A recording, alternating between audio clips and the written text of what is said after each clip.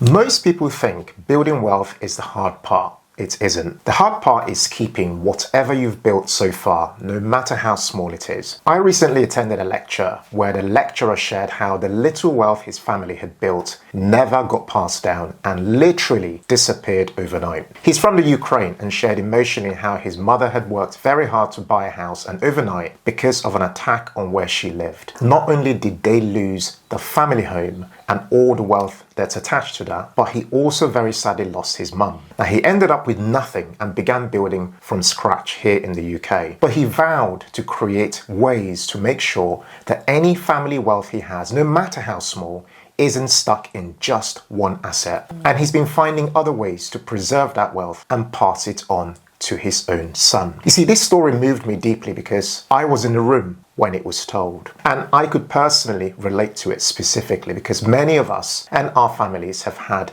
to start all over again for different circumstances and at different stages of our lives. Yeah. And although in this real life story, wealth disappeared overnight. For most people, wealth doesn't usually disappear overnight. It erodes quietly through, say, inflation, policy shifts, currency weaknesses, poor structure, or through the next generation not knowing what to do with it. So if all your wealth lives in one country, in one currency, or inside one financial system, you don't really own wealth. What you own is access, and access can easily change. That's right. So the bigger question isn't necessarily how do I increase what I have, although that would be nice, of course. It's more, how do I design what I have so that it survives potentially decades, borders, governments, or even you or me in particular. That's what we want to unpack in today's video. To get the conversation going, I want you guys to pause this video right now and share one example of how your income or wealth is currently losing value right now. And if this video resonates with you, please like, share with someone in your WhatsApp group. Just spread the love. My name's Ken. I'm a chartered accountant, a financial coach, and a former chief financial officer. And my name is Mary, and I'm an entrepreneur and former e-business analyst. Together, Mary and I were a husband and wife team. We are Sunday Times best-selling authors of our debut book titled Financial Joy. And we recently announced our new book, The Wealth Habit, because we believe that wealth isn't reserved for the privileged few or for those born into money, but it's accessible to all of us because wealth doesn't begin with money. It actually begins with a habit. And the wealth habit is a behavior-driven approach to wealth building that rewires the way that you think about money, turning financial success into a series of tiny, effortless, repeatable actions. We're going to just link to it below as well as above for you to head over and check it out or order a copy of your own. Okay, so to begin, let's bring the topic of today's video closer to home with some recent and some older examples. So in the UK right now, income tax thresholds which became frozen in 2021 have been extended to 2031.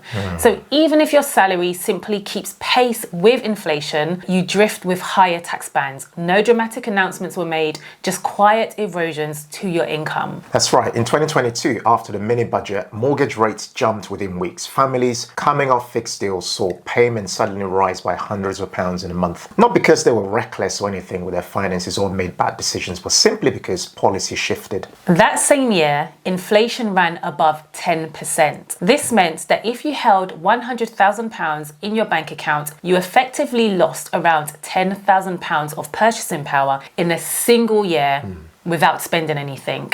Now, zoom out for a second and look at a historical example. Yeah, in 1971, the US government removed the gold standard overnight. That meant that people who believed their dollars were anchored to gold discovered that they weren't anymore. That single decision reshaped the global monetary system, and we're still living in the consequences of it today. Now, you see, with that, there were no riots, no immediate collapses, just a policy shift, and that's the point we're trying to make. Governments adjust policies, central banks react, and over time, rules gradually evolve. And the mistake isn't trusting your country, it's structuring your entire financial life so that one decision or announcement or a policy shift can just corner you. And this video today isn't about fear, no, instead it's about us creating room and optionality for our families. So to do that, what we want to do today is share an 8-layered system that helps protect families with their wealth no matter where you are on the journey. Now, for some of you watching today, layers 1 to 3 could just be sufficient. For others,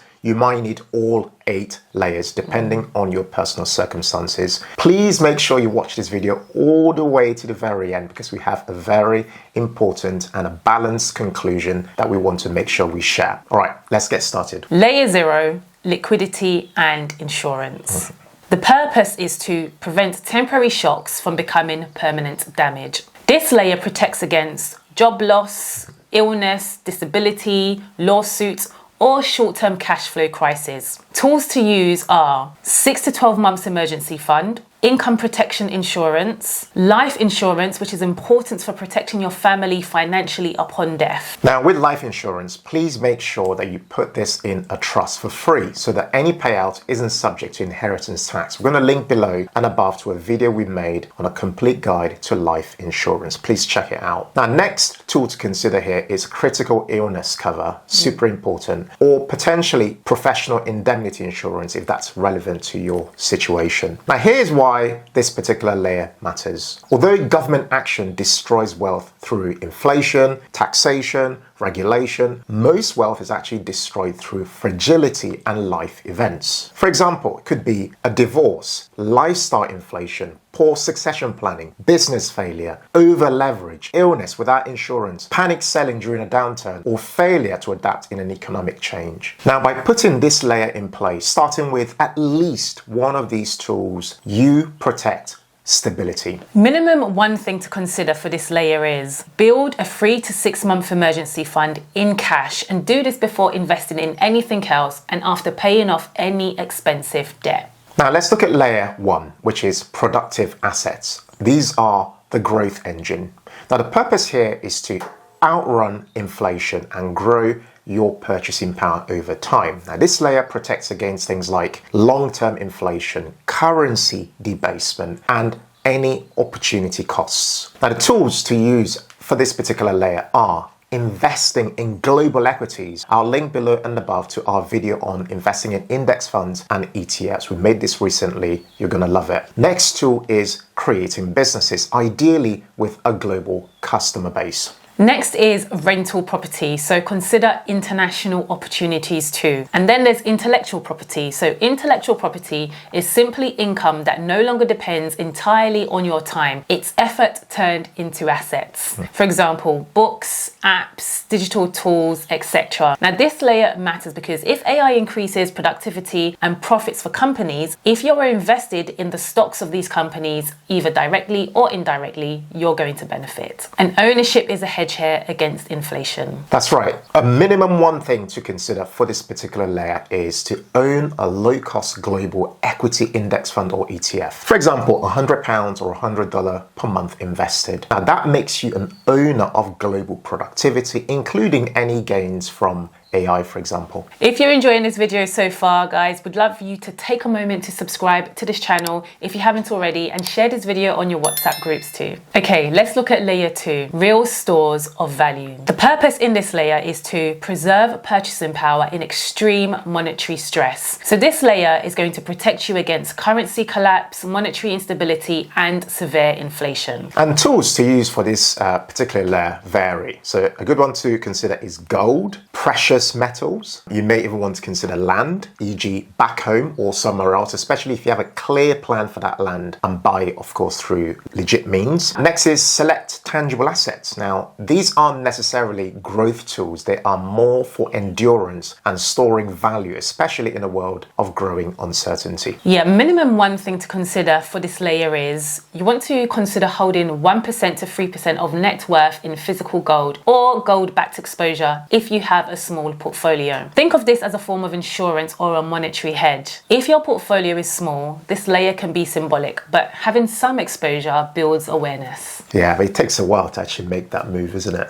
It does, but you know, they'll get there. Layer 3 is jurisdictional diversification. Now, the purpose here is to reduce single currency dependency. Now, this layer protects against capital controls, wealth taxes potentially, asset freezes, or regulatory and concentration risk. Now, the tools to use here are multi-currency asset exposure, international brokerage accounts, so not just local ones, potentially foreign property, owning property abroad, optional residency, or dual citizenship. But watch out, rules are continuing to change on dual citizenship. Yeah, and again, this is not about being cornered in one place. The minimum one thing to consider for this layer is hold part of your investment in globally diversified index funds, not just UK listed or US listed companies. If your portfolio is 100% domestic, you're concentrated. A global index fund or ETF already reduces jurisdiction risk. So you don't need offshore complexity. You just need a global exposure that you can do, and you can do this easily starting today. That's right. Layer 4 is legal structure and governance. Now, the purpose of this layer is to control, transfer, and prevent internal erosion. Now, this layer actually protects against things like probate complications, family conflict, further issues in a potential divorce, any tax inefficiencies, and poor succession. And the tools that you can use are trusts. So be careful though, as these are also being missold by some people. So please seek proper legal advice. Yeah. Now, there are currently issues with thousands of people in the UK finding out that their names had been removed from their house deeds after it was transferred to a family protection trust. Next is setting up holding companies, writing clear wills, and the point here is that wealth often leaks internally before it's attacked externally. So seek and pay for proper advice. Absolutely. Now, the minimum one thing we would recommend for this particular layer is to write yourself a will. I know there is a cultural dimension to this, and for some people, talking about death is like a taboo. It certainly felt that way when I was having a chat with my dad about writing a will when he turned 70. But starting a conversation around wills and actually stepping up to write one takes a massive, massive weight off your shoulders. Now, to write a will, no trust or complexity is required to do this. All you need to do is have clarity on why you want to write one and why it matters for your loved ones. Okay, let's move on to layer 5, which is all about portable and sovereign assets. The purpose of this layer is to reduce reliance on institutions. This layer protects against banking restrictions, payment system disruptions, and cross-border friction. Now, here are some tools you may be able to consider for this particular layer. So the first is self-custodied digital assets. Yeah. In case you're wondering, a self-custodied digital asset is one you control directly, where access doesn't depend on a bank, a broker, or a platform. Say, for example, Bitcoin held long-term, and this isn't financial advice, by the way. And let's say you had that Bitcoin and you stored it in your own hardware or wallet, not left on an exchange, for example. Or, for example, you might be digital assets held in a custodial wallet where you hold onto the private keys. Even things like owning your own website domain or email list database or course files independently rather than relying on a single platform is a softer form of digital self-custody. It removes that institutional dependency, but it also increases a level of personal responsibility as well. And other things to consider here are online businesses, intellectual property or IP, so we've covered this earlier, global digital income streams, and holding such portable and sovereign assets creates mobility. Now, some people watching this might be wondering about stablecoins, which are very niche for most people, have to warn. Now, they can sit in the liquidity layer we mentioned earlier, especially if you move money across borders or want faster digital settlement outside of a traditional banking system. But stablecoins are pegged to fiat currencies, so they don't protect against inflation long term, and they still depend on, say, issuers as well as regulation. Think of them as digital cash for mobility, not a core wealth building or preservation asset necessarily. Yeah, minimum one thing to consider for this layer is develop one income stream not tied to a single employer. Yeah. So that could be a freelance skill, digital product, small side business, or advisory work. Portability really starts with diversified income via an in-demand skill. Now, layer 6 is AI resilience and relevance. Okay, now this one's different given the direction the world is heading at the moment. Now, AI risk is not the risk of assets being seized, for example. Instead, it's the risk of your skills becoming obsolete. Okay, so the purpose is to protect earning power and relevance in an AI accelerating world. Now, this layer protects against things like skills automation, wage compression, or even industry displacement, something we are all seeing already today. Yes. And the tools that we should use are continuous upskilling, AI integration into your workflow. So aim up to about 1 hour a day of AI use. Next is ownership in AI-driven companies via stocks or funds, if you're comfortable with that, of course.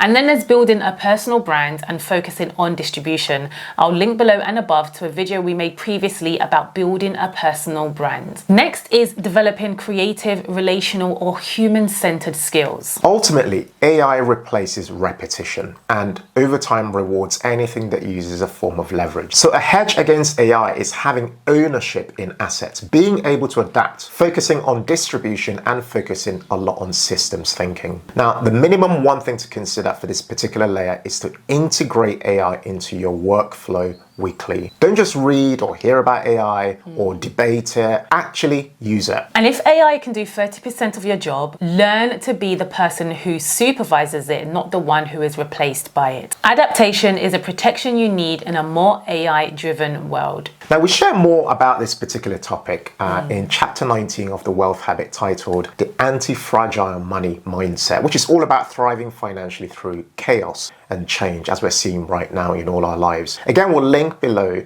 and above for you to get a copy if you want to. Okay, so next we're moving on to layer 7, which is all about human capital and stewardship. Now, the purpose of this layer is to ensure wealth survives beyond you. Now, this layer is going to protect you against next generation wealth collapse, identity drift, consumption culture, and entitlement. This one's so important, and here are some tools to consider using for this particular layer. First is to focus on early financial education for children. We're doing the same for our children. Help them to adopt the right habits early on through your own actions. Get them exposed to having responsibility for certain things in your household, for example. Lead by your own values. Let those shine through your finances. Teach them the importance of, allocation to the right buckets, not just necessarily accumulation. And the point here is that generational wealth dies when stewardship dies. And if they understand their role as stewards of money, then they're never going to lack. Minimum one thing to consider for this layer is teach your children or your nephews, nieces, or godchildren how money works before you pass it on to them. Even simple things like showing them how investing works. You can show them an example of a investment portfolio online. Explain assets versus liabilities. Let them manage small sums, a little test for them, and help them understand how social media differs to real life. We say IRL. Getting them to read the right money books or personal developmental books will also help them too. So important. Ultimately, wealth dies in silence, but it survives through education and through habits. In conclusion, it's important to always remember that wealth isn't just about the numbers in your bank statement. And this is so key. It's the quality of your days. It's your health. It's the depth of your relationships. It's the legacy that you and I get to leave behind. As stewards of any kind of wealth, it's our responsibility to look after it and make sure that we make very important, wise decisions around it.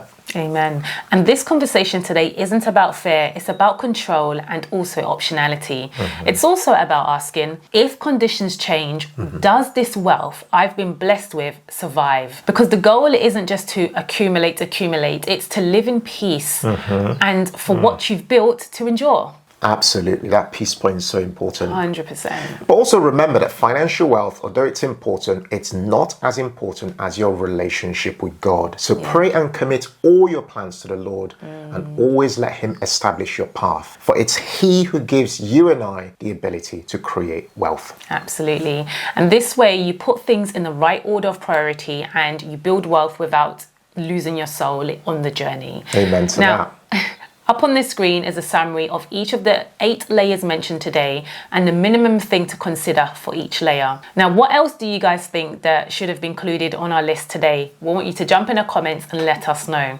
Also, guys, don't go anywhere. Check out the next video over here on UK versus US wealth by ethnicity, the shocking truth. And I think you're going to find this very insightful. Please don't forget to subscribe to this channel if you really enjoyed this video and like to support our channel too. Yes, please. Guys, thank you guys so much for watching today's video. And as always, in all things, be thankful and seek joy. Take care, people. Take care, guys. Bye. Bye.